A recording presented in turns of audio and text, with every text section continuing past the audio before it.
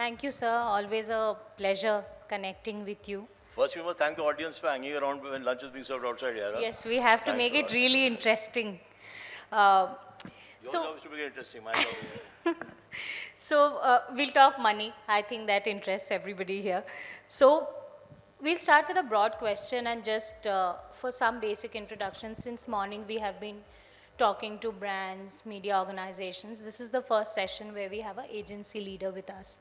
So, we would want to understand revenue from both sides. You have worked with clients and you are running a company as well. That also has revenue targets.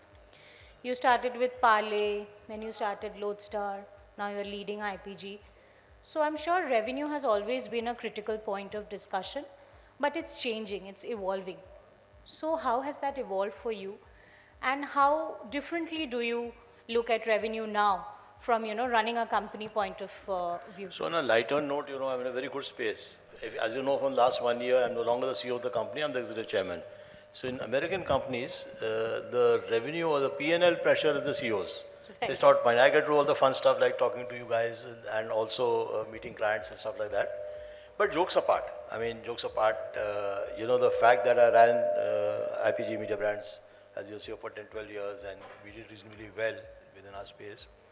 So I have always had a belief system. So I know the pressure of revenue. I know everyone talks about revenue. I have a slightly different take. And what I'm saying is I'm always say what I say. I mean, I don't say for the sake of saying in forums. So in my organization, anyone who's part of my leadership team, last 7, 8, 10 years, I also say the same thing. I used to say revenue is a lagging indicator, never a leading indicator. Yeah. So salespeople obviously have targets. They obviously have to achieve numbers. But to me, that's a product, end product, It's always what you do before. So if you say, listen, I have to go and sell something to it, that's one way of doing it. And I've been in sales, so I understand that. First for 5 years of my life, I spent in sales. But as far as we were concerned in the agency business, and even otherwise, I genuinely believe, it makes sense to come from a mindset of that revenue is the output, is the lagging indicator, the indicator. So most organizations, when we used to do our business reviews, when I walked in, we used to be on revenue, saying this is our revenue, this is what we're doing, what do we do to, change. And I used to come in and say, what are we doing right, what are we doing wrong? And what do we doing right, how do we accentuate it, what are we doing wrong, how do we fix it? Pick up 6, 7 minutes. And then what is the implication of this on revenue? Obviously you're doing stuff which is right but not have implication on revenue, then that's loss. So to give you a philosophical point of view, that's my belief. And if you talk to any of my leadership team today, they'll always say, use these words, revenue is a lagging indicator. Unfortunately, the theme of your conference is revenue, so I'll try and give examples. Go ahead. Right. So next question, it comes to brands, because most important part of the business is client and keeping them happy. We were talking in some sessions before, everybody was saying that client wants the best of everything. They want the maximum of everything. So you worked with a series and host of brands, including Samsung, Amul, Johnson & Johnson, name it, and you had it in your client roster. So has their expectation evolved over time? If yes, then how? And if you can give us an instance, even if without mentioning the brand, where your agency had to make a pivot because the client had a revenue expectation that had to be met. So listen, finally, this is not fun. Everyone is in it for money, whatever the indication of money is, whether it's revenue or otherwise. So be it a client who assigns his advertising business to us or the media buying business or whatever it is, it's always been about what is in it for them. If you don't deliver that, and you don't have clear metrics to deliver, the problem comes when you don't have clear metrics or delivery. And more often than not, our business is so nebulous, or there are interim metrics, all the researches we do, or in the media buying business, the GRPs we create, and all that stuff. These are very interim metrics. They're not final metrics, and there's no foolproof looking metrics, which is the problem comes in expectations. But my personal view, so very few clients have formal metrics. Today the digital companies have some way, the e-com companies have some way of creating metrics. I'm not saying foolproof metrics, but there's some way of looking at metrics. But conventional companies always struggle. My experience is, and as a counter to a clear path to metrics, is to have senior level engagement. My experience is wherever seniors are involved from the client side and our side, they're long relationships. Wherever they are, it's a middle level relationship. It's got nothing to do with seniority or juniority, but it's the psychology of the person. Then it's a middle level relationship. I always give, and one of my, I think most people who know me will know, I built my career in Amul, the Gujarat, and the reason it's a it's a 38, 39-year relationship, you know. I started as a group manager there, Jan Mehta was the product manager then, Mr. Sodhi was the group manager then. So point is that relationship is that you build up and it's not about relationship because we know each other well, we have coffee with each other, not at all. Right. It's about there's some validation you do and they see your organization doing a validation which at their level they empathize with, you know, it's a larger cause. And there are many stories, some, I don't want to bore the details here. So I think either you have clear metrics, which unfortunately the business we are in are difficult. I'm not talking interim metrics, I'm talking final metrics. It's difficult to say if someone is selling, say, you know, say a TV program or selling GRPs or selling YouTube thing, but finally what impact does it have on the final brand? Very difficult to directly measure. Right. Or you build a high level of engagement. There's only two ways to do it. Right. And you mentioned a lot of keywords that I want to touch upon in the next question, which is engagement, metrics. So, you know, as an expert, how do you determine the platforms that drive ROI? And I'm sure a lot of clients come to you, maybe the new age ones who are trying to build brand recall, etc., to inflate vanity or to create that recall, be known in the circuit. So how do you determine the platforms? So this vanity word which you use is a tough word. I don't know what you mean by vanity. Recall, let's say recall My and understanding familiarity. Is, you know, my understanding the classical marketing is there's a funnel. Top of the funnel, middle of the funnel, Right. bottom of the funnel. And a lot of people today, so I'm just giving a spin to vanity, Right. making it more thing. A lot of people come from the mindset, you know, that times are tough, which they are. I mean, last 1 year or last 6 months, 8 months have been tough. People come from the mindset and let's look at performance metrics, and it's natural, you know. But my personal view is you have to look at all the way because brands which are not built on the top end of the funnel finally will not have pull and equity and credibility, and you know, those won't demonstrate that. At the same time, you need an interplay of the middle and the bottom of the funnel. So successful brands, you know, always.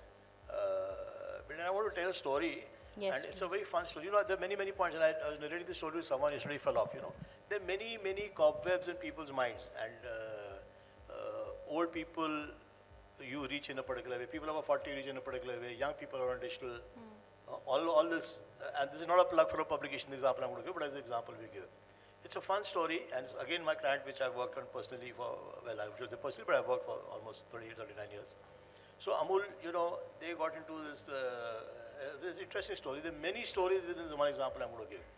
So they got into putting up a dairy in Banaras for various reasons, and then they said, now what do we do? They were supplying milk. So there's a temple which is Kashi Vishwanath. I'm sure most people here would be aware of Kashi Vishwanath and Logan also.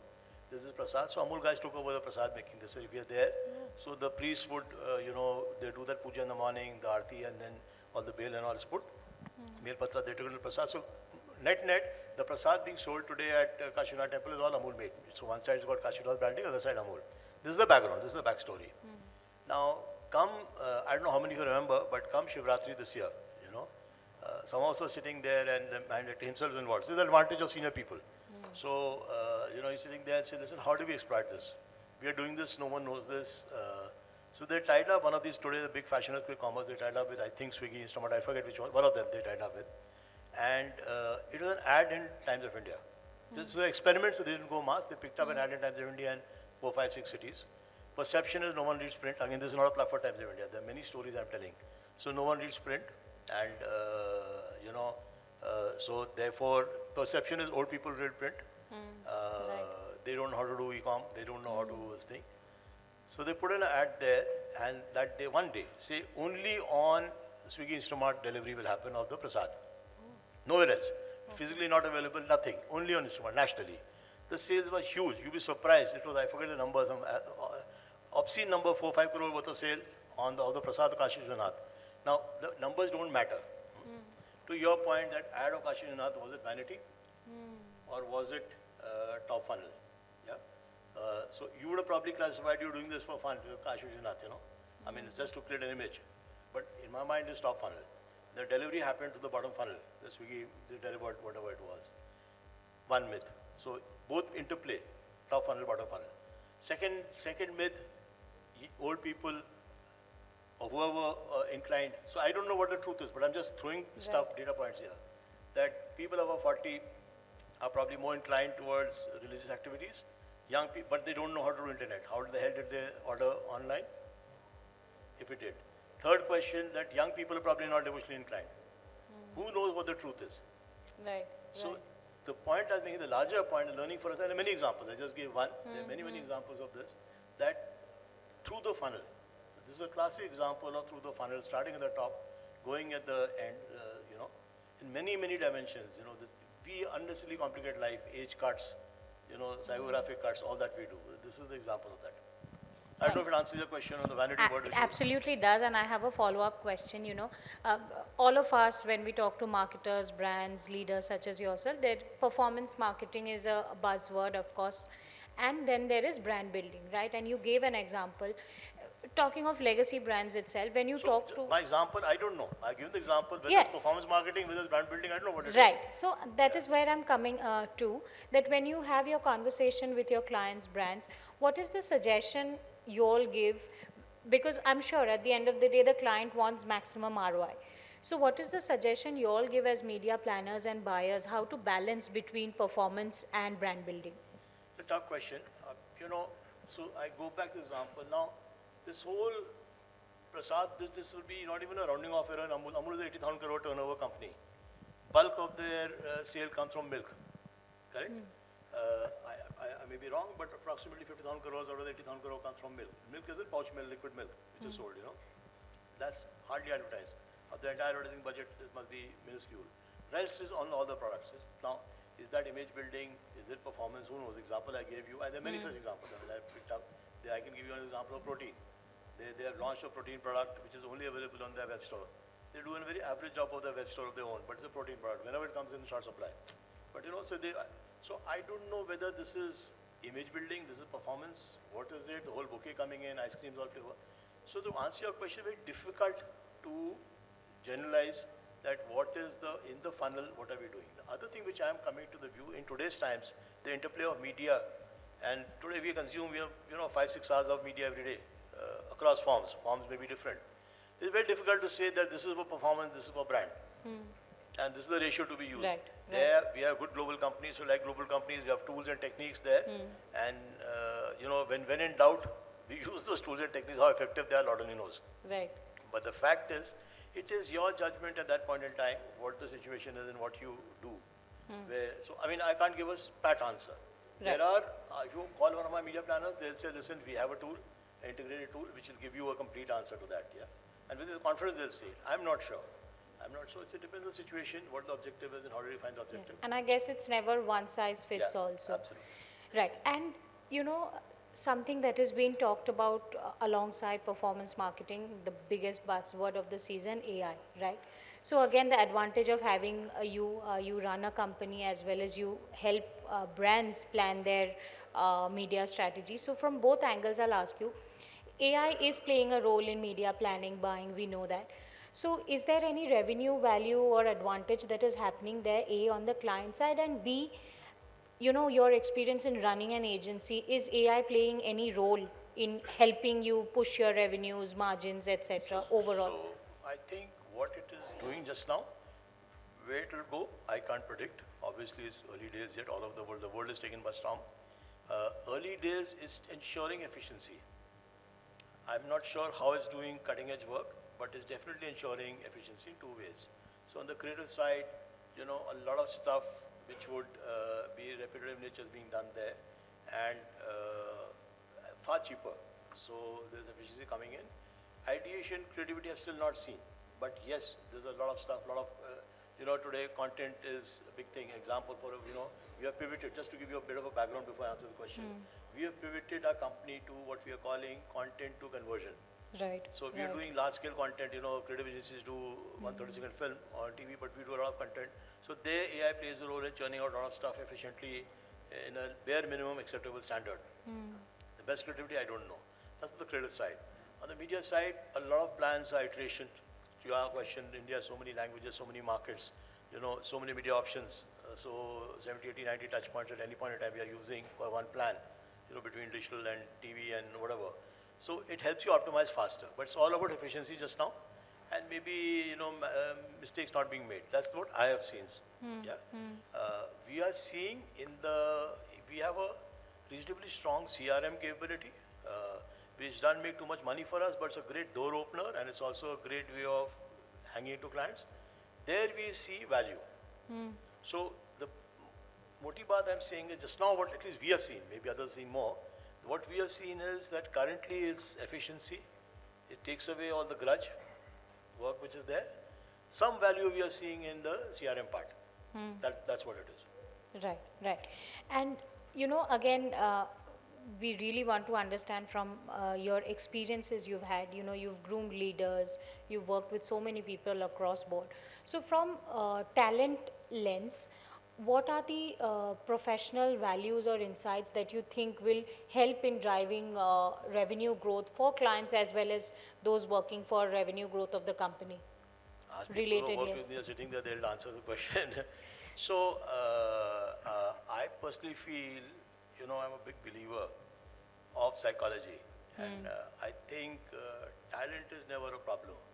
Above all, at an initial stage, talent, and I say this with conviction, and at my stage in the career when, I'm at the fag end of the career, I say it with 100% conviction.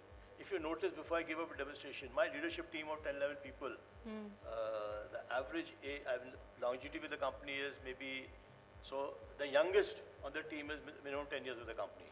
Right. The oldest is of the 4, 5, 6 of us who are 40 years with the company, 30 years with the company. So they're all grown up. Aditi is grown up from within, Vaishali is grown up from within, Right. Ramika is grown up from within, Hema is grown up. So they all spend their life there. In that context, your audience has to understand my question. That, I'm a big believer of psychology, and I'm a big believer of skills beyond a point matter. Up to a certain point, skills don't matter. What matters is how you gel together, how you work together, how you ease the pressure. A lot of leaders put pressure on the teams. Our whole philosophy is, work together, it's fun.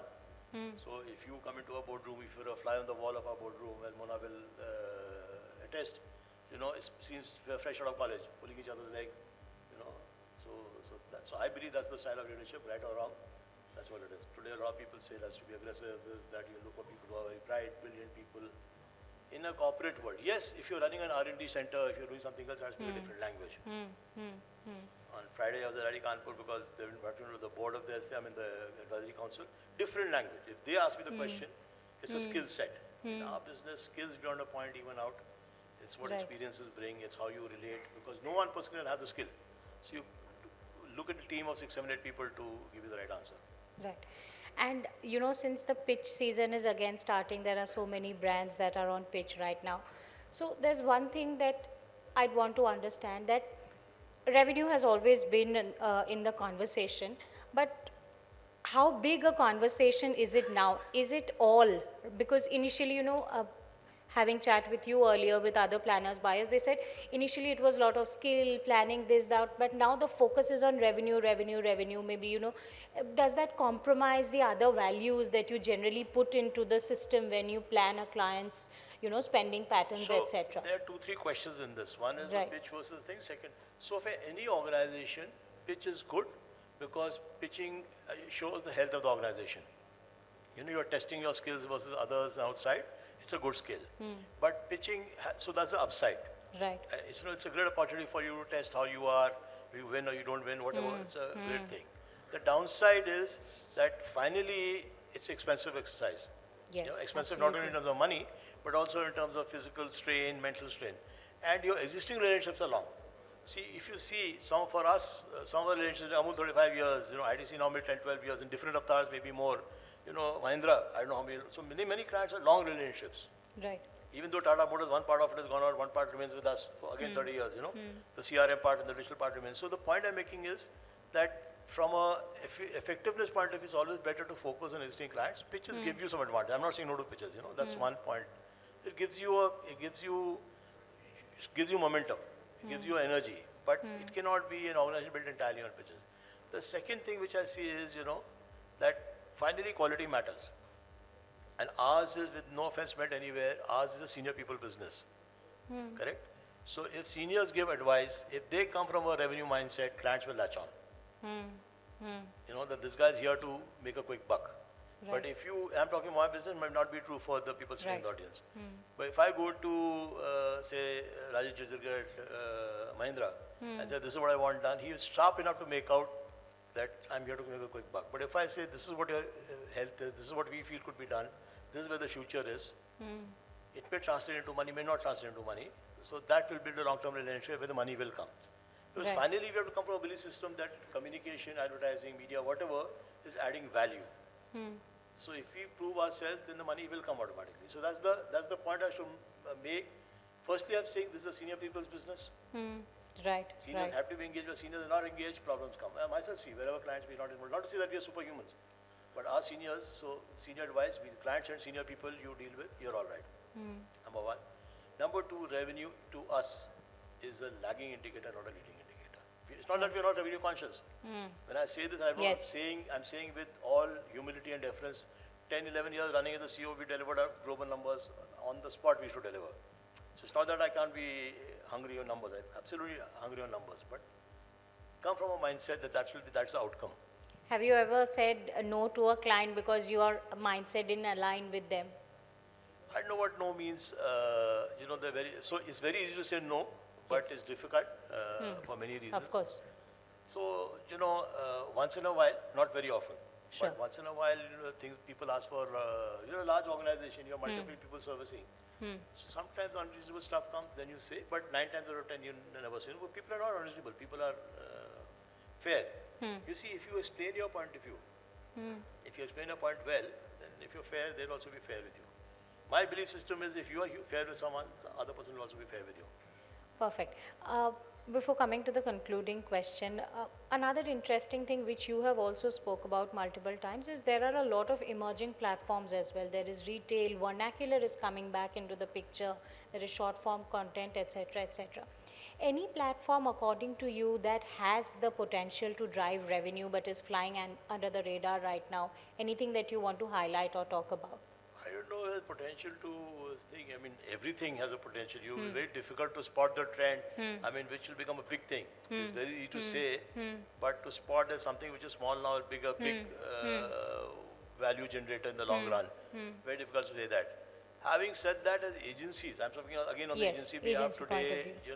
It's not a spotting a trend. It's a very big thing just now, and we as a group of agencies are losing out is in this whole quick commerce, e-commerce game. Right. So a lot of money of brands is going in a structured, unstructured manner on those brands because it's a part of a deal. And maybe there is value for people like us or other organizations to structure it better. We can't stop the flow of money there, but we can structure it better in various ways. And that's why to your earlier question, various tools and techniques can come into play. And we're all learning new. It's a new game in town. We are learning along with it. So if we can apply some principles to that, that's one area. Second area, personally, which we are very gung-ho about is everyone talks data. Right. Everyone is doing it. I don't know how many people are walking the talk. We have set up a small team, very, very small, but we're making big headway on that. Because we already, for a long time, were running a loss-making unit on CRM for the last 10 years. Actually, Mr. Ravikant, who used to be the managing director at Tata Motors, forced me when we used to handle Nano. So everyone remembers the failure of Nano. We gained something out of it because he forced me. He said, I'm spending 400 crores on mass media, you start CRM for me, free of cost. So he taught me CRM. It lost money. Today, I don't know how many people know Skoda. We don't do media for Skoda, but we sell 15% cars of Skoda end to end. The digital leads come to us, after we do the telecalling, goes to the dealer. We don't make too much money on it. So that capability has been built in. I'll give you another example. Another 40-year-old, 50-year-old client of mine, passed away yesterday, Zodiac. So the web store run by us. Now, again, we don't charge them for media. Think about it, what I'm going to say. Media is ours. We take the media cost. We get certain percentage of the GMV. Right. Again, we don't make money. But all these are small examples and they're a broad stroke of conversion which is set in our positioning and CRM where our teams are learning. They're very, very small. They're minuscule. They won't be probably 5%, 6%, maybe 8% of our total revenue. But they are the ones which are giving us confidence. They are the ones when you go into a client and present this idea, I won't mention names, it's a competitive situation where Karthik is outside, he's a friend of mine, so he won't mind me saying it. We lost Tata Motors, the print and TV side. We got back in through this. So this is a very strong product. Right. Last time also when we spoke, we mentioned Tata Motors and we did not speak much about it. Anyway. I said it. I'm saying it. There's no. I know. We are in full and fair. So, When you are hiring, this is my last question. When you're hiring, how important is revenue skills that you look for in your resources that you're looking at hiring? So what I've said so far, what do you think, how important will it be? First of You all, know, I for me, believe it's you tough. believe a lot in grooming your internal team to Correct. take on the next So, leadership role. so for us, actually, for me, our Yes. youngsters hire, our teams hire. Right. I don't because Right. my teams are loaded; they're all from inside. So I don't know too many people I've got from outside.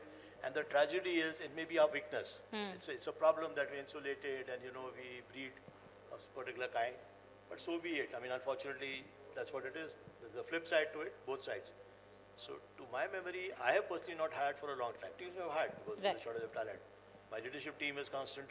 Yes. Sanjeev Goyal, who runs outdoor for me with outdoor and mugs game, don't say this publicly, you don't put on video. So I hired him 10 years back on the client side. He's the last guy who came. Otherwise, I hired you how many years back? I didn't fire you, you walked away on your own. That was many years back. So last 15 years, I don't know whom I've hired. Right. They all come from within. And one, if you are to leave the room with one golden rule from your revenue playbook for future leaders who are here, what would that be?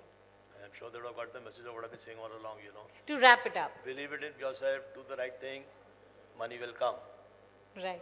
Build long-term relationship with clients, meet senior people, revenue will follow. I keep saying revenues, and I say it. I mean, I'm not. The good thing about me is, as Mona will say, I say whatever it comes. I say it up front, and I only say what I believe in. I don't. There's not a difference what I say here and I'll do in. So this is my. If you see, ask any of my team members. The presentation I put up every time I open a leadership meeting is revenue is a lagging indicator. We never discuss revenue in the beginning. Right. Thank you very much for You having me. make it and sound supporting me. really easy, but I'm sure that comes with experience. Thank you so much for the conversation. Thank you, everyone.